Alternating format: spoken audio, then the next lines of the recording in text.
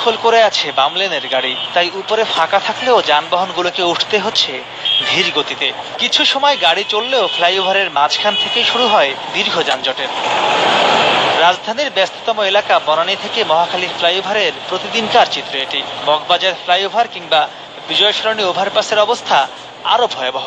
নগরবাসীর সুবিধার্থে এসব করা হলেও ভুক্তভোগীরা বলছেন, অপরিকল্পিত ফ্লাইওভারের কারণে রাস্তার যানজট টেনে তোলা হয়েছে আকাশে। ফ্লাইওভার থেকে নামার পরই একাধিক মোড় থাকায় যানজট আরো বেশি হচ্ছে বলে দাবি তাদের। ওটার সময় অর্ধে ভালোই আসি, পরে আর নামতে পারি না। জ্যাম সেই আগের মতোই, নিচেও যা উপরেও তা। পয়সা থাকতেছে ফ্লাইওভারের উপরে, জ্যামের জন্য যাইতে পারছি না। ফ্লাইওভারটা হতে ভেবেছিলাম যে জ্যাম উপরে থাকবে না, তাড়াতাড়ি চলে যাবো, কিন্তু দেখা যায় যে উপরেও জ্যাম থাকে, এই জন্য যেতে তো দেরি হয়ে যায়। পৃথিবীর অন্যান্য দেশে ফ্লাইওভারের সামনে কিন্তু এত মোড় থাকে না, বাট আমাদের যে সমস্যাটা হলো সামনে অনেকগুলি টার্ন আছে। মহাখালী ফ্লাইওভার দেখা যাচ্ছে কাকলি থেকে শুরু হয়ে জ্যাম, প্রাইম মিনিস্টার কার্যালয় ক্রস করে যায়। তো ফ্লাইওভারটা যদি আপনার আবিস্কো ক্রস করে দিত, ওদিকে প্রাইম মিনিস্টার কার্যালয় ক্রস করে দিত, তাহলে হয়তো এরকম কোনো যানজট হতো না।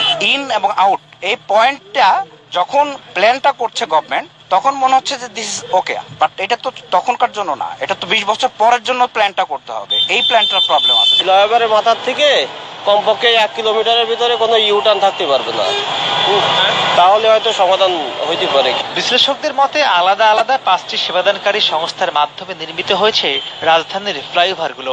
ফলে একটির সাথে আরেকটির কোনো সমন্বয় না থাকায় এর সুফল পাচ্ছেন না নগরবাসী। এগুলো এখন গোঁদের উপর বিস্ফোরণে পরিণত হচ্ছে। ফ্লাইওভারগুলি এই যে এক জায়গা থেকে আরেক জায়গায় চলে যাওয়ার সহজ পথ, সেটি করতে ব্যর্থ হয়েছে। ফলে প্রতিটা ফ্লাইওভার এক একটা পুল সিরাতে পরিণত হয়েছে, এবং যখনই তারা পুল সিরাত পার হচ্ছে তার পর মুহূর্তেই নিচে ব্যাপক জটিলতা তৈরি হচ্ছে।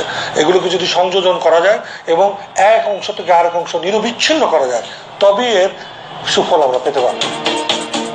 সমস্যা সমাধানে ঢাকাকে কেন্দ্র করে 2035 সাল পর্যন্ত দীর্ঘমেয়াদী মহাপরিকল্পনার পাশাপাশি বিভিন্ন এলাকাকে সংযুক্ত করে ঢাকায় সমন্বিত কয়েকটি ফ্লাইওভারের কথা ভাবা হচ্ছে বলে জানিয়েছে ডিটিসিএ।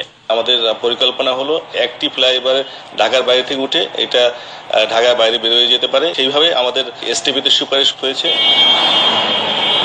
বিশ্লেষকরা বলছেন, শত শত কোটি টাকা ব্যয়ে নির্মিত ফ্লাইওভার থেকে কাঙ্ক্ষিত সুফল পেতে হলে বাড়াতে হবে গণপরিবহন, বন্ধ করতে হবে ফ্লাইওভারে ওঠা ও নামার মুখের সব মোড়গুলো।